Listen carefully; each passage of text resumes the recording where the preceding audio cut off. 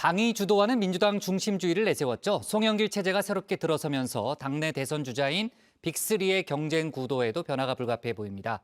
야권에선 윤석열 전 검찰총장의 향후 행보가 여전히 뜨거운 감자인데 러브콜이 이어지는 가운데 영웅적인 이미지와 신비주의만으로는 한계가 있다는 비판의 목소리도 나오고 있습니다. 여야 대선 주자 관련 내용을 조익신 반장이 정리해봤습니다.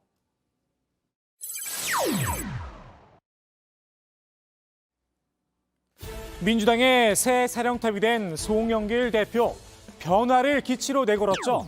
그래서일까요? 첫 일성부터 남달랐습니다. 문재인 정부냐 민주당 정부냐에 대해서 아무래도 민주당 정부의 방점이 좀 약했던 것이 사실이라고 봅니다. 우리 당이 중심이 되는 대선 준비, 그다음에 미래 차기 정부에 대한 정책, 이것들을 잘 준비해야 당정청, 원팀을 강조하긴 했지만 주도권은 당이 가져가겠다 천명을 한 겁니다. 민주당, 그것도 송영길호의 다른 목소리, 결국은 차별합니다. 이미 후보 시절 몸서 실천에 옮겼었죠. 5년부터 3년 구간을 새로 신설하고 노년 공제와 보유 공제를 비율을 좀 조정을 해서 1가구 1주택자에 대한 공제 한도를 늘려주면 어떻게든지 그를 플랜 B로 확보해야 된다고 생각하는데 송영길 체제의 등장, 대선주자들의 셈법도 크게 엇갈릴 수밖에 없겠죠. 일단 이재명 경기지사에겐 파란불이 켜졌습니다. 이심 송심이라고 할까요? 이미 러시아산 백신 도입을 놓고 찰떡궁합을 선보였죠. 이른바 문자 폭탄에 대해서도 한마음이었습니다. 신경 안 쓰면 아무것도 아니지 않습니까? 한 1000개쯤 차단하면 안 들어온다고 합니다.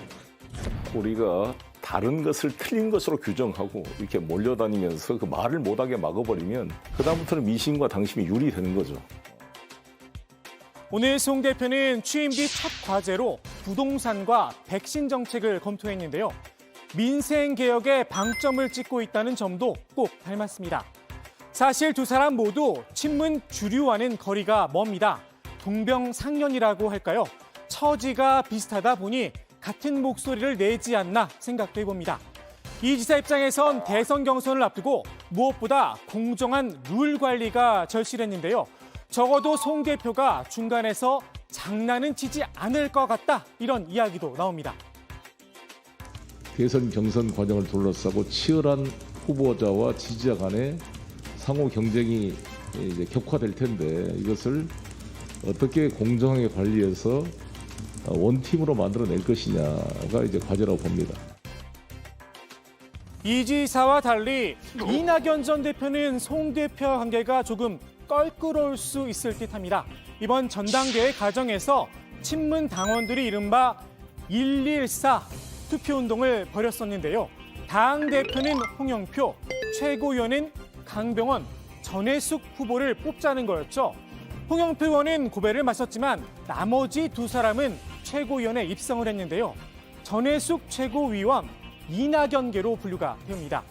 더욱이 송 대표와 이 전 대표는 같은 전남 출신입니다. 당 대표에 이어 대선 후보도 전남 출신이 된다. 정치적으로 조금 부담스러운 조합이긴 합니다. 그나마 전북 출신인 정세균 전 총리는 사정이 조금 더 낫습니다. 송 대표 관계도 우호적인데요. 과거 민주통합당 시절 당 대표와 최고위원으로 호흡을 맞춘 적이 있죠. 송 대표가 인천시장에 도전했을 땐 물심양면으로 지원에 나서기도 했습니다. 다만 정책에 있어선 색깔이 좀 다릅니다. 백신 문제가 대표적입니다. 국민들께서 백신에 대해서 걱정을 많이 하신다고 해서 무작정 계약을 해놨는데 나중에 보니까 이게 남더라. 그럼 그 누구 책임입니까? 문자 폭탄에 대한 생각도 결을 달리했습니다. 정 전 총리는 당내 다양한 의견이 표출이 되고 어떤 결정이 이뤄지는 걸 존중하는 문화만 있다면 불협화음, 용인되는 게 바람직하다라는 입장인데요. 결정을 존중하는 문화, 과연 강성 지지층들에게 있을까요? 당의 결정과 달리 이재명 경기지사의 출당을 요구하기도 했었죠. 송 대표는 강성 지지층을 열성 지지층으로 바꿔 부르자 제안을 했었는데요. 이 열성 지지층 분들 새 지도부가 들어서기가 무섭게 열과 성을 다해 송 대표를 비판하는 문자 폭탄을 민주당 의원들에게 보내고 있다는 소식입니다. 과연 당에 도움이 될까 싶은데요. 물론 당심과 민심이 같다면 문제가 없겠죠. 또한 당신과 민심이 다르다라는 어떤 이분법적 논리는 이번 선거 결과를 통해서 근거가 없음이 확인된 것이 아닌가 생각합니다. 저를 통해 국민과 당원은 같은 목소리로 개혁하라고 명령하신 것으로 이해하고 있습니다. 중단 없이 유능하게 개혁을 추진해 나갈 수 있도록. 그런데 말입니다. 민주당 지지율, 문재인 정부 들어 역대 최저치를 경신하고 있죠. 여기에 유권자 성향, 그러니까 판이 바뀌고 있습니다. 지난 대선 당시 37%에 이뤘던 진보층이 26%까지 내려앉았습니다.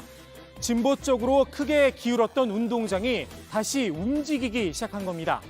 중도와 보수로 마음을 바꾼 유권자들, 이들을 잡지 않고 민주당이 과연 정권 재창출을 이뤄낼 수 있을지 의문입니다.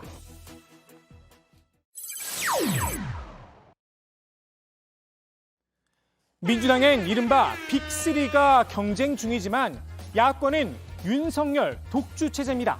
윤석열 전 검찰총장의 행보에 눈길이 갈 수밖에 없는데요.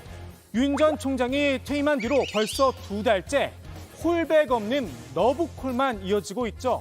이제 지칠 만도 한데 아직도 지극정성인 분이 있습니다. 바로 국민의당 안철수 대표입니다. 윤석열 전 총장에 대해서 어떤 태도를 가질 것인가인데요. 상황에 따라 저한테 필요한 역할이 있다면은 진짜 문직이라도 뭐 페이스메이커라도 뭐든지 저는 할 수 있습니다. 차기 대선 출마는 머릿속에 없다며 야권 단일 후보를 만드는 과정에 어떤 역할이든 하겠다는 겁니다. 안 대표는 요즘 국민의힘과 합당을 논의 중인데요. 국민의힘 안에서 아직 의견 통일이 이뤄지지 않았다며 뜸을 들이고 있지만 속내는 다른 곳에 있다는 분석도 나옵니다.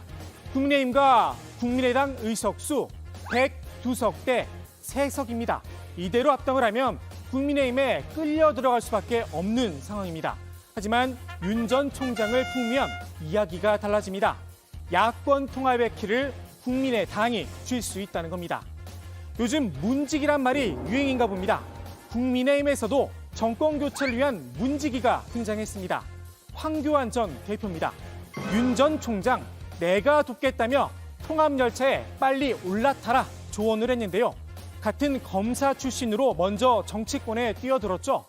먼저 왔고 아픈 경험도 있으니 시행착오를 겪지 않게 도와줄 수 있다는 겁니다. 그런데 페이스메이커가 되겠다는 안 대표와는 조금 결이 달랐습니다. 본인이 선수가 될 수 있다며 여지를 남겼습니다. 야권에서 윤 전 총장에게 러브콜만 보내고 있는 건 아닙니다. 원희룡 제주지사는 윤 전 총장을 제칠 수 있다 자신감을 드러냈는데요. 검찰의 정의만 가지고 국가를 이끌 순 없다는 겁니다. 윤 전 총장의 높은 지지율에도 물음표를 달았습니다. 언제까지 계속 신비주의로 끌고 갈 수는 없습니다. 민주주의라는 것은요. 예. 투명하게 검증하고 그러게요. 경쟁을 통해서 하나하나 검증되고 평가받은 걸 통해서 그다음에 권한이 주어지는 것이지 영웅적인 이미지와 신비주의로는 그거는 일시적인 거겠죠. 윤 전 총장은 박근혜, 이명박 두 전직 대통령을 구속했죠. 문재인 정부에서 발탁이 됐지만 지금은 갈라선 상태입니다. 원 지사는 다음 정권을 잡겠다면 이에 대한 입장부터 분명히 해야 한다 날을 세웠습니다. 유승민 전 의원은 윤 전 총장에 대한 신경을 끄는 듯 싶습니다. 대신 본인의 정책 관리기에 집중하는 모습인데요. 이른바 디지털 혁신 인재 100만 명 양병을 주행했습니다. 4차 산업혁명을 앞서가는 길은 인재 양성뿐이라는 겁니다. 그러면서 문재인 정부의 일자리 정책을 평가 절하했습니다. 국민 세금으로 공무원을 늘리고 공공부문 일자리 81만 개를 늘리는 문재인식 해법은 혁신을 가로막고 나라를 망치는 길입니다. 기본소득이나 청년에게 1억 원씩 주는 포퓰리즘으론 나라를 살릴 수 없다면서 여권 대선주자들도 저격을 했습니다. 구애, 도전, 무시, 각자의 셈법에 따라 윤 전 총장을 대하는 태도가 조금씩 다른데요. 아직까지 키는 윤 전 총장이 쥐고 있는 게 현실입니다. 언제쯤 신비주의를 벗고 자신의 생각을 드러낼까요? 정말 궁금하긴 합니다. 오늘 국회 발제 이렇게 정리합니다. 송영규로 출범, TV 엇갈린 여권 빅3. 야권 윤석열 어쩌나, 후에 도전 무시.